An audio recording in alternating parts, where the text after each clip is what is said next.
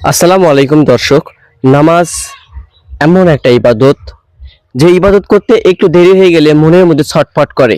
সুপ্রিয় বন্ধুরা, এখন হচ্ছে খাড়া দুপুরবেলা, জোহরের ওয়াক্ত পার হয়ে যাচ্ছে। আমি রয়েছি রাজাপুর ফকিরপাড়া জামে মসজিদের সামনে। বন্ধুরা, আপনারা দেখতে পাচ্ছেন যে এইটা হচ্ছে রাজাপুর ফকিরপাড়া জামে মসজিদ। আর আমার যে পেশার যে বাহনটা হচ্ছে ভ্যান। মূলত আমি ভ্যান চালাইতে চালাইতে এই পাশে দিয়ে গিয়েছিলাম আপনার হচ্ছে বরকুড়িতে। সেখান থেকে ফেরার পথে ওয়াক্ত পার হয়ে যাচ্ছিল, পরে আমি এইখানে এসে অজু করে ভিতরে মসজিদে ঢুকে নামাজ পড়লাম।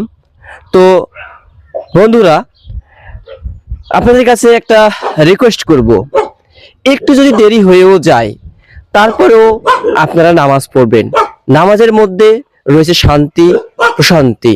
যখন আপনি রবকে ডাকবেন তখন আপনার ভিতরে একটা অন্যরকম শান্তি বিরাজ করবে, যেটা যারা নামাজ পড়ে না, যারা নামাজের ধার পাশে নাই, ইবাদতের ধার পাশে নাই, তারা কিন্তু তা অনুভব করবে না।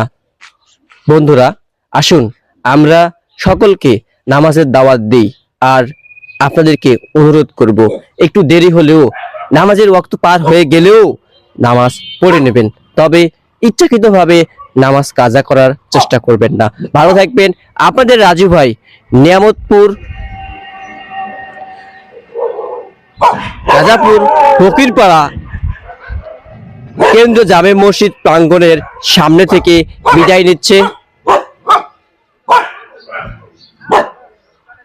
আসসালামু আলাইকুম ওয়া রাহমাতুল্লাহি ওয়া বারাকাতুহু।